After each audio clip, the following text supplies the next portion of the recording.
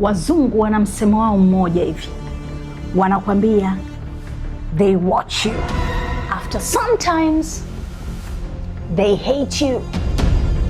Ukijiuliza kwa nini wanakuchukia, they copy you. Wanakopi nini kutoka kwako? Una washikaji wangapi ambao hawawezi kukupa michongo iliyonyoka? Baada yake vile unavyovifanya wanaanza kuviponda.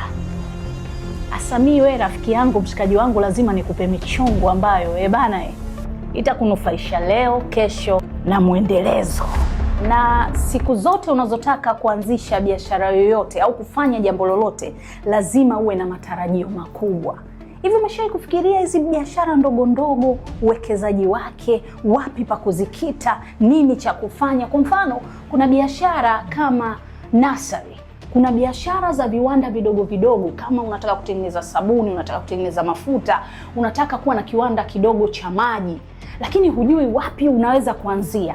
Sasa leo nakuleta hapa Oasis Real Estate, ambapo sisi tuna viwanja kuanzia square mita 1200, 1300, 1400. Unajipatia kiwanja cha size cha uhakika, ambacho kiwanja hicho kinaweza kukupa wewe fursa ya kuanzisha biashara ambayo inaweza kukupa ukubwa, alafu kesho ukatufuata hapa Oasis Real Estate, ambapo sisi tunajihusisha na uuzaji wa viwanja. Unaweza kuwekeza kidogo kidogo, unaweza kuchukua kiwanja kwa mkopo, unaweza kulipa kwa keshi, viwanja vya uhakika. Hii ni kampuni ambayo haina janja, haina longolongo, kampuni iliyonyooka. Unapewa kiwanja, unapewa hati yako, unapewa dokumenti zilizonyooka, hata wewe mwenyewe unakuwa na amani. Sio leo kesho mnaanza kuja kunyanyuana pale, au mimi nikinunua 2007, mwingine anakuja mimi nikinunua 2005. Mambo hayo hapo yashapitwa na wakati. Siku hizi nenda kwa watu wa uhakika, na watu wa uhakika ambao mimi Queen Masanja nakuletea.